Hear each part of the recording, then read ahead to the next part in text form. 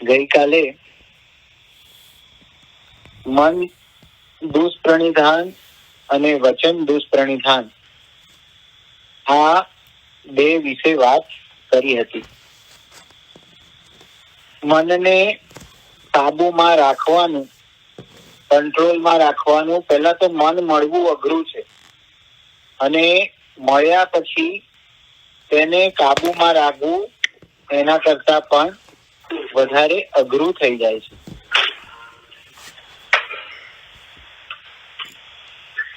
ને કાબુમાં રાખવા માટેનું દ્રષ્ટાંત પણ આપણે જોઈ ગયા, જેની અંદર અકબર અને બિરબલે એવી યુક્તિ કરીને પોતાના જીભની ઇમ્પોર્ટન્સ, આપણા વચનનું ઇમ્પોર્ટન્સ આપણે ગઈકાલે જોયું.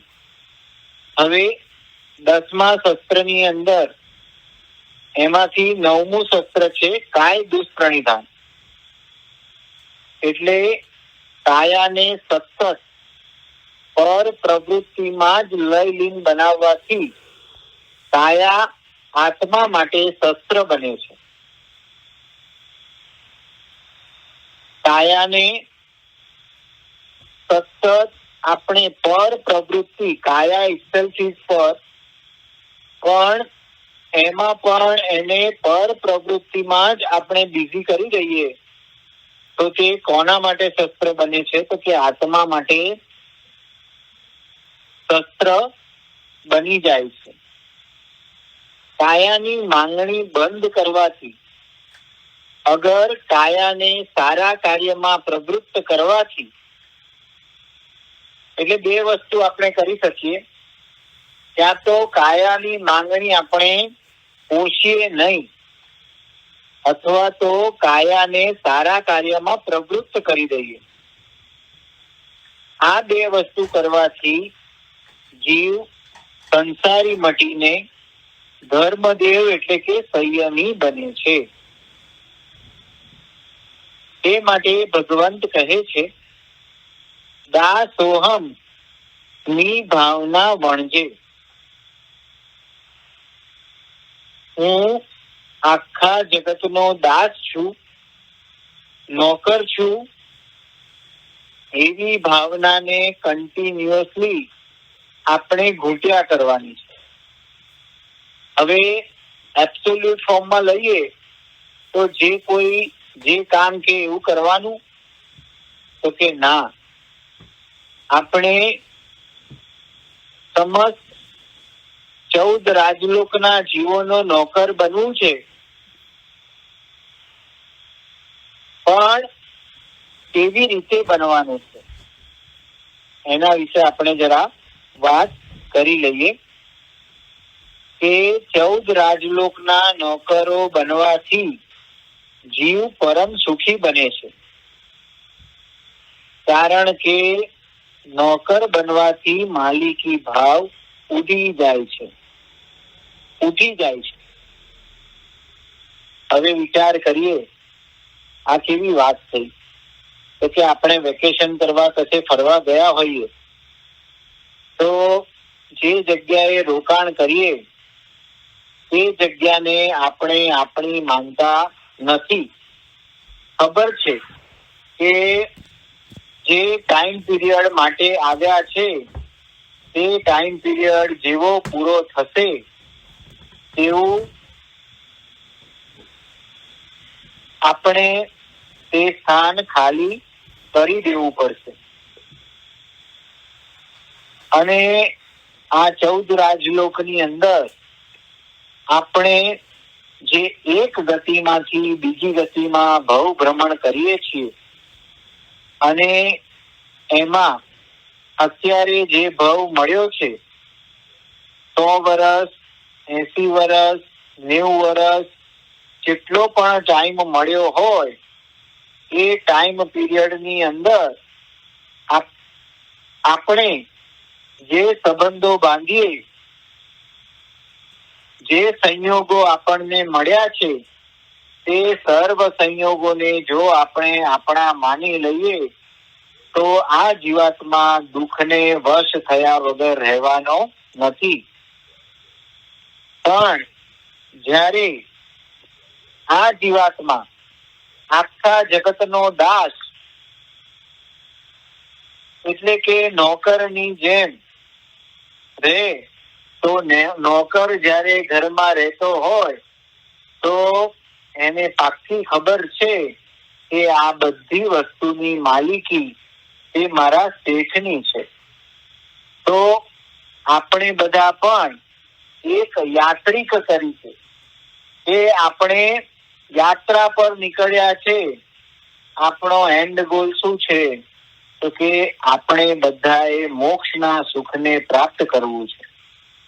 હવે એ મોક્ષના સુખને પ્રાપ્ત કરવા માટે આપણને આ મનુષ્યનો ભવ મળ્યો, જૈનનું શાસન મળ્યું, જૈન દર્શન મળ્યું અને જીનેશ્વર પરમાત્માની વાણી મળી. એ વાણીના માધ્યમથી આપણે આ સંસાર સાગરને તરવાનો પ્રયત્ન કરવાનો છે. હવે આ નોકર શેઠની બધી સાર સંભાળ સારામાં સારી રીતે રાખે, પણ અંદરથી માને કે આ ગાડી બંગલા મારા નથી, તેમ સંસારની બધી પ્રવૃત્તિ જીવ કરે, પણ હું તેનો ગુલામ છું, નોકર છું, એ વાત જો હૃદયસ્થ થઈ જાય તે જીવ અનાસક્ત બને છે. કારણ કે જ્યારે માલિકી ભાવ ઉપાડી લેવામાં આવે તો એમાં આસક્તિ ભાવ રહેતો નથી.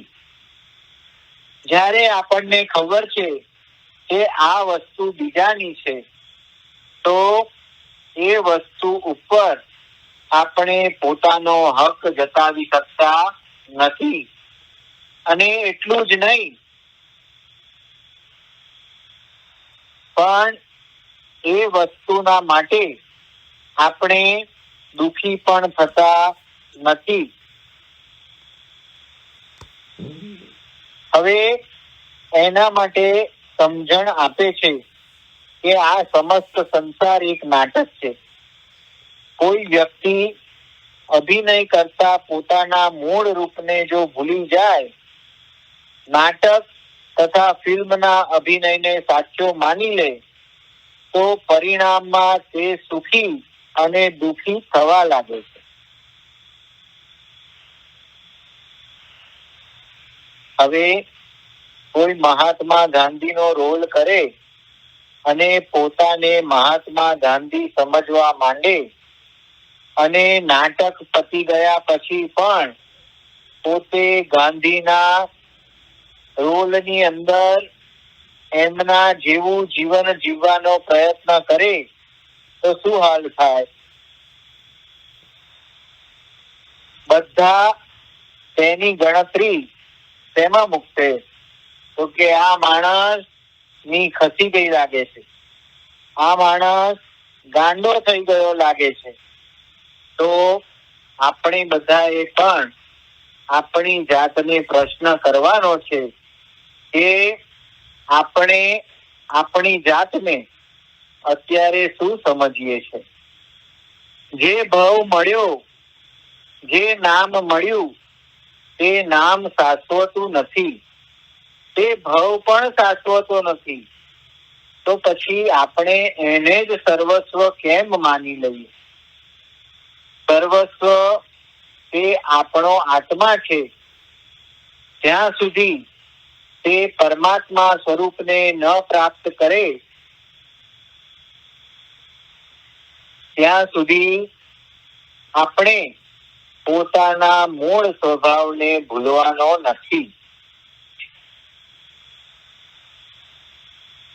હવે આ અભિનય કરવાથી જો નાટકની અંદર દુખી થવાનો રોલ હોય તો પોતે દુખી થઈ જાય અને સારો ટાઈમ બતાવવાનો હોય તો સુખી થઈ જાય. પછી દુઃખ મટે કેવી રીતે? તો કે આનો ઉપાય બહુ સીધો છે અભિનય કરનારને તેના અસલી રૂપની ખાતરી કરાવી દઈએ તો તેનો અભિનય માત્ર અભિનય રહે. તે અભિનય ચાલુ હોવા છતાં તે સુખી અથવા દુઃખી થતો અટકી જશે. રોલ બદલાવાથી કાંઈ થશે નહીં, કારણ કે નાટકમાં નોકરી કરવી છે. અનેક પ્રકારના તવંગર ગરીબ રાજા અને રંકનો પાઠ કરવો પડશે. હું કોણ છું તેની પાક્કી ખાતરી ચાલુ રહે તો તે ગમે તેવો પાઠ ભજવશે છતાં દુઃખી નહીં થાય. જીવની આ વિચિત્રતા અને વિડંબના જોઈને બોધ કર્યો કે જો તું તારા કર્મકૃત રોલમાં સાચાપણું માની લઈશ તો તારે નવા પાઠ રોલ કરાવવાના કર્મબંધ બાંધતા રહેવું પડશે અને તે કર્મોને અનુસાર તારે રોલ કરવા પડશે. ફરી પાછો તે રોલમાં મારાપણાને માની લેશે તો નવો રોલ થવામાં કારણભૂત નવા કર્મોનો સંચય થતો રહેશે. આ જાતની તારી દશા અનંત કાળથી ચાલી રહી છે. જો તું પોતાને ઓળખી લે અને રોલને કારણે થતા સુખ દુઃખ નહીં થાય, નવો રોલ કરવાના નવા કર્મનો બંધ પણ નહીં થાય, આ પ્રમાણે છેવટે પૂર્વ સંચિત કર્મો થી આપણે મુક્ત બની શકીશું. અંતિમ રોલ પણ સમાપ્ત થશે ને પોતે જ છું એવો માત્ર આત્મા પરમાત્મા રૂપમાં રહી ગઈશ. તે બનવા માટે પ્રથમ હું દાસ જ છું. દાસ કદી કોઈના ઉપર ઓર્ડર ન છોડે, પણ કયા શેઠે મને કયું કામ સોંપ્યું છે તે મારે કરવાનું છે તે માટે સદાય પ્રસન્ન ચિત્તે તૈયાર રહે. શેઠના કાયમ વખાણ કરે પણ કોઈના મોડે શેઠની નિંદા ન કરે. આપણે બધા પણ જ્યાં આગળ જોબ કરતા હોઈએ તો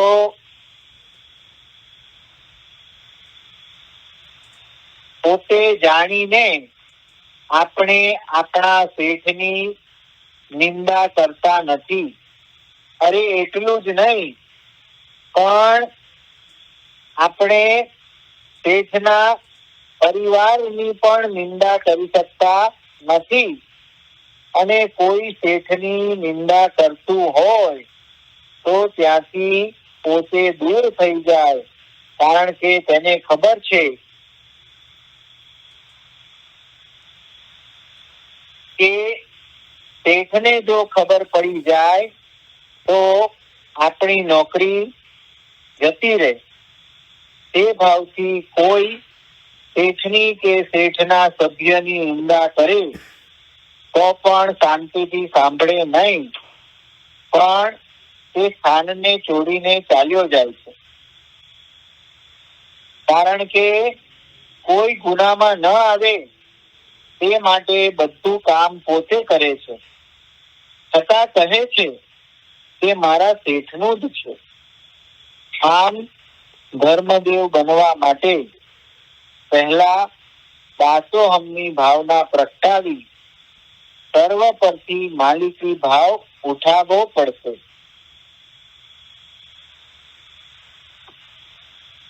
સૌ પ્રથમ આપણે આ શરીર ઉપર આ ભવમાં જે માલિકી ભાવ કર્યો છે તેને આપણે ઉઠાવવો પડશે. અને એટલું જ નહીં, પછી કર્તાપણાના ભાવને ભોગતાપણાના ભાવને દૂર કરવા પડે. ગુરુ ભગવંતે કેટલા સુંદર શબ્દની અંદર આપણને સ્તવન આપ્યું છે, હું કરતા નથી, હું કરતા નથી. એટલે આપણે કોઈ પણ કાર્યના કરતા નથી. કેવળ જ્ઞાનીના જ્ઞાનની અંદર જે જ્ઞાનીએ જોયેલું છે તે પ્રમાણે જ સર્વ ભાવો બની રહે છે. આપણે એ ભાવોને ઘૂંટવાના છે અને જ્યારે આપણે અહમના માધ્યમથી જે ક્રિયાઓ કરતા હોઈએ તેને આપણે આપણી માની લઈએ તો એ ચાલવાનું નથી. એટલે કર્તાપણાના ભાવને, ભોગતાપણાના ભાવને દૂર કરવા જ પડે. હું કાંઈ કરતો નથી, બધું જ કર્મ સત્તારૂપી શેઠનું છે. ત્યાર પછી નિંદક રસને સૂકવી નાખવો પડે. 2 પગથિયા બતાવ્યા. પહેલા માલિકી ભાવને છોડો, માલિકી ભાવ છૂટશે. પછી કર્તા ભાવ છૂટશે અને કર્તા ભાવ જ્યારે છૂટે ત્યારે આપણે આપણા સ્વભાવની અંદરથી નિંદા રસને છોડવાનો છે, સૂકવી નાખવાનો છે. કારણ દાસ એકને સારું અને એકને ખરાબ કરે તો કાયમ ટકી ન શકે. એક કામ બરાબર કર્યું અને બીજું કામ બરાબર ન કર્યું તો પછી કામમાં ભલીવાર આવે નહીં. તેમ આપણે કાયમી બનવા માટે નિંદા રસને પોષવો બંધ કરવો જ પડશે. કારણ કે અનંત કાળથી આ રસ બહુ જ આપણને સદી ગયેલો છે. તેનાથી કેવળ સંસાર રસ જ ઘૂંટાય છે. પોસાઈ શકે તેમાં પોતાના ગુણોની પ્રશંસા કરી બીજાના અવગુણોને પ્રગટ કરવાનો, બીજાના અવગુણો પ્રત્યે દ્વેષ ભાવને જ પોષ્યો અને બીજાને તેના પ્રત્યે દ્વેષ ભાવ પ્રગટ કરાવશે. એ વ્યક્તિ સુધરશે કે નહીં તેનો આત્મા જાણે. પણ આની અંદર આપણા આત્મગુણોનો આપણે ઘાત જ કરીએ છીએ. પણ તે સમયે આપણે વિચારીએ કે આવા અવગુણોમાં આનાથી અનેક ગુણા અવગુણોમાં રક્ત બની આપણો આત્મા મર્યો છે. માટે જીવ, તારે તારા આત્માનું રક્ષણ જો કરવું હોય તો કાયમ માટે નિંદક રસથી દૂર રહેજે. અને જેમ દાસને મીઠાઈ આપે તો પણ સ્વીકારી લે અને સૂકો રોટલો આપે તો પણ તે સ્વીકારી લે. તેમ દાસ બનવાની ભાવનાએ પ્રતિકૂળતા કે અનુકૂળતાને કાયમ સહર્ષ સ્વીકારી લેજે. ટૂંકમાં દાસોહમની ભાવનાથી 4 ગુણ પ્રગટે છે. આ દાસોહમની ભાવના ભાવવાથી આપણા જીવનની અંદર 4 ગુણ પ્રગટે છે. તે 4 ગુણ કયા? તો સૌથી પ્રથમ છે આપણો માલિકી ભાવ ઉઠે છે. કર્તાપણા ભાવથી રહિત બને છે. પહેલા તો મેં કર્યું તે છૂટી જાય. આ મારું છે તેવો માલિકી ભાવ આપણો દૂર થઈ જાય. કારણ કે દાસનું કાંઈ માલિકીપણું હોતું નથી. કર્તાપણું ના ભાવથી રહિત બને. હવે આપણને બધાને ખબર છે કે કાર્ય ભલે માણસો કરે પણ તેની ક્રેડિટ કોને મળે? તો ક્રેડિટ ઓલવેઝ એ કંપનીને અથવા તો એ રાજાને જ મળે છે. તો આ રીતે આપણે જે પણ કાર્ય કરીએ તેનો યશ આપણા શેઠને હંમેશા મળે છે. એટલે કરતાપણા ભાવથી આપણે રહિત બનીએ તો માન રૂપી જે સંજ્ઞા છે, અહંકાર જે આપણને રોકે છે, તે અહંકારથી આપણે મુક્ત બની શકીએ. ત્રીજા પોઈન્ટની અંદર નિંદક રસ બંધ થાય છે. કારણ કે નિંદા કરવાથી આપણે હમણાં જ જોયું કે આપણે અનંતા કાળથી આ સંસારના રસને ઘૂંટ્યા કર્યો છે. આ નિંદક રસની અંદર વર્ષોના વર્ષો વીતી જાય. અરે કોઈ વખત 2 મિનિટનું કામ હોય પણ જો કોઈની નિંદા કરવાની ચાલુ થાય અને પછી તમે વાત કરવાની બંધ કરો, પછી કે અરે રે કેટલો બધો સમય પસાર થઈ ગયો, આજે મને ખબર જ ન પડી. કારણ કે એક વાતમાંથી અનેક વાતો બહાર આવતી જાય છે અને એ વાતો કરતા કરતા આપણો કર્તા ભાવ, માલિકી ભાવ દૂર થઈ જાય ત્યારે આ જીવાત્માનો નિંદક રસ પણ બંધ થાય છે. ચોથા પોઈન્ટની અંદર જે સમયે જે ઉદય આવે તેમાં રાગ ન કરે અને દ્વેષ પણ ન કરે. તેથી નવા કર્મોનો બંધ અટકે છે અને ઉદયમાં આવેલા કર્મો ભોગવાઈને ખપી જાય તેનું નામ પરિસ્થિતિનો સહજ સ્વીકાર. ઉદયના તોફાનમાં ઉપયોગના તોફાનો કાયમ માટે શાંત રહે. આથી દાસોહમમાંથી દા વિદાય થઈ જાય અને માત્ર સોહમની ભાવના પ્રગટે કે હું એક આત્મા જ છું. એગો મેં સાસવો અપ્પા એટલે હું એકલો શાશ્વતો આત્મા જ રહેલો છું. આ ભાવના આવતા સમયા સબ્બ ભૂએન્સુ 14 રાજલોકના સર્વ જીવો પ્રત્યે સંભાવ પ્રત્યે એ જ સાધકની સાચી સાધના છે.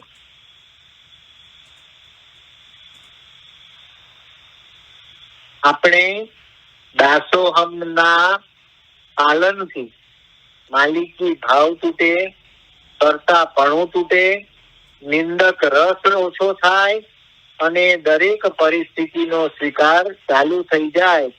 કોઈ પણ પરિસ્થિતિની અંદર અનુકૂળતામાં રાગ ન થાય અને પ્રતિકૂળતામાં દ્વેષ ન થાય અને આના કારણે આપણા નવા કર્મોનો બંધ અટકી જાય છે અને ઉદયમાં આવેલા કર્મો ભોગવાઈને ખપી જાય તેનું નામ પરિસ્થિતિનો સહર્ષ સ્વીકાર છે.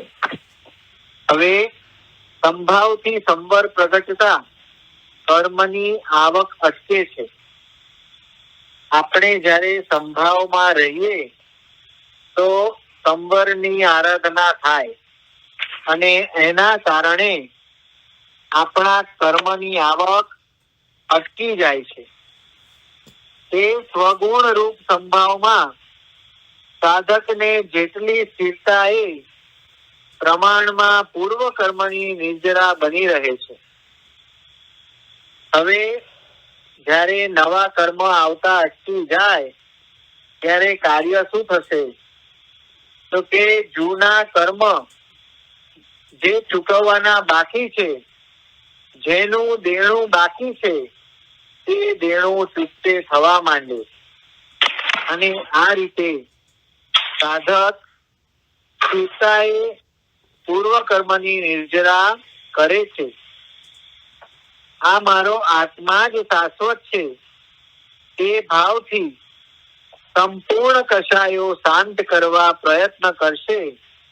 તેનાથી સંપૂર્ણ સંભાવ આવે અને સંપૂર્ણ સંભાવથી સંવર પ્રગટે, તેનાથી સંપૂર્ણ સ્વગુણમાં સ્થિરતા પ્રગટતા, સંપૂર્ણ નિર્જરા થતા, સ્વદ્રવ્યની શુદ્ધિ પ્રગટતા આત્મા શાશ્વત સ્થાન પામી જાય છે.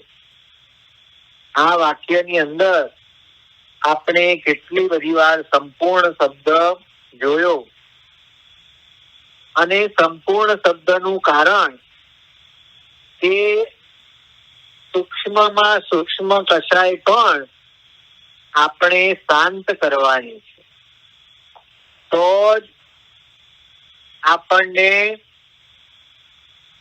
આપણું મૂળ સ્વરૂપ, પરમાત્મા સ્વરૂપ આપણો જે આત્મા છે તે આત્માની અનુભૂતિ અને પ્રાપ્તિ આપણને ત્યારે જ થશે.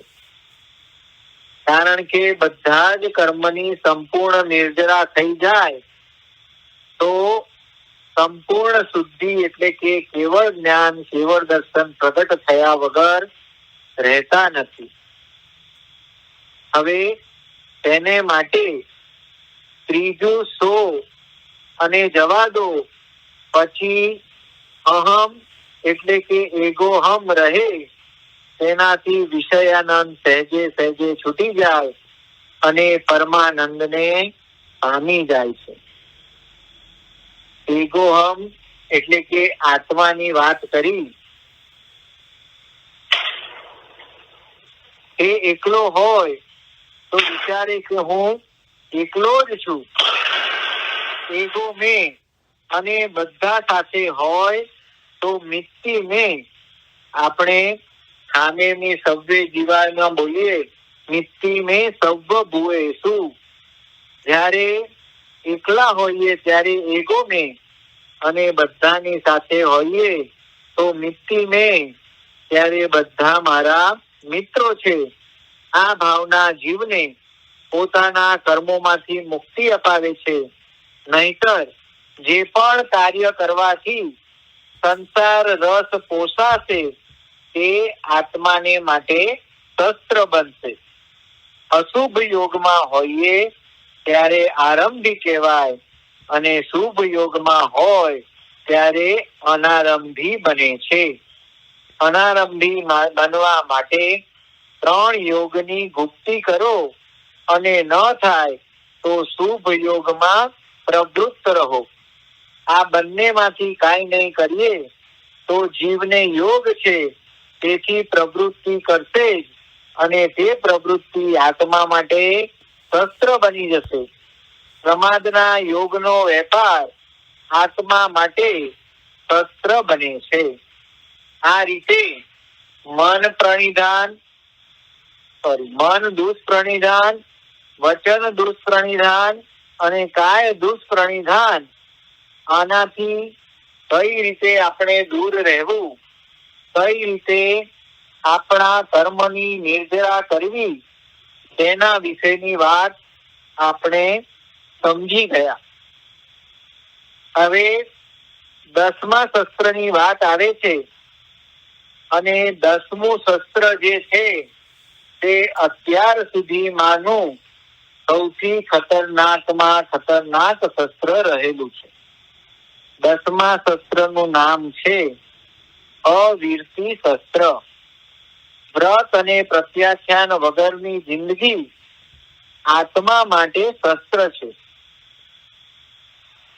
આપણે વિચાર કરીએ તો ગુરુ ભગવંતે આપણને પઠાણનું મહત્વ સમજાવવા માટે કેટલી રીતે પઠાણનું ઇમ્પોર્ટન્સ બતાવ્યું. નહીતર અહીં આગળ ઘણા બધા કહે કે અમારું મન મક્કમ છે, પછી પઠાણ લેવાની શું જરૂર.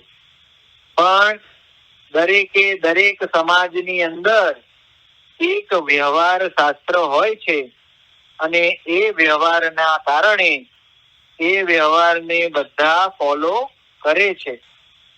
તો એ રીતે પરમાત્માએ પણ આ વિરતી ધર્મની પાલના માટે પઠાણ રૂપી આપણને કવચ આપેલું છે.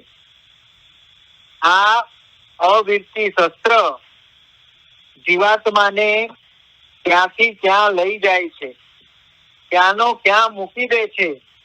વ્રત પછાણ વગરની જિંદગી તે આત્મા માટે શસ્ત્ર બની જાય છે, એટલે કે આત્માને ઘાતક બને છે, આત્માને સંસારમાં ભટકાવનાર બને છે.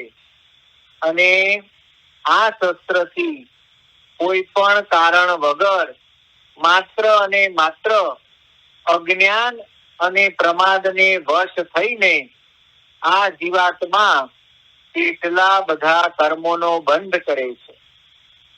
જ્યારે આપણે ક્રિયાનો ટોપિક કર્યો હતો ત્યારે આપણે જોઈ ગયા કે કેવા કેવા કારણોથી કયા કયા ભવના મોહને કારણે આપણે અત્યારે પણ કેટલી બધી ક્રિયાના ભાગીદાર બનીએ છીએ. અને એ ક્રિયાના પૂર્ણાહુતિ વખતે આપણે જોયું કે વીરતીધરોને તે ક્રિયા લાગતી નથી, પણ જે અવીરતીના ઘરમાં છે જેવા કે આપણે બધા, તો આપણને તે ક્રિયા આ ભવની અંદર પણ ભલે અત્યારે ડાયરેક્ટ આપણું કોઈ કનેક્શન એની સાથે નથી, પણ આપણે તેને વોસીરાવેલ ન હોવાથી તેની દરેકે દરેક લાગતી ક્રિયા આપણને અત્યારના ભવોની અંદર પણ ચાલુ જ છે. એટલે સૌથી ખતરનાકમાં ખતરનાક આ અવીરતી શસ્ત્રને જીતવા માટે ગુરુ ભગવંતે આગળ આપણને કેવો માર્ગ બતાવ્યો છે તેના ભાવ આપણે અવસરે લઈશું. અને સાથે સાથે કયા જીવો આ વીરતી ધર્મની પ્રાપ્તિ કરી શકે તેના વિશેની ચિંતવના આપણે આવતીકાલની સ્વાધ્યાયમાં કન્ટિન્યુ કરશું. આજની સ્વાધ્યાયની અંદર જીનાજ્ઞા વિરુદ્ધ કાંઈ પણ બોલાયું હોય તો અર્યંત અનંતા સિદ્ધ કેવડી પ્રભુ આપની સાક્ષીએ તસ્મિચ્છામિ દુક્કડમ.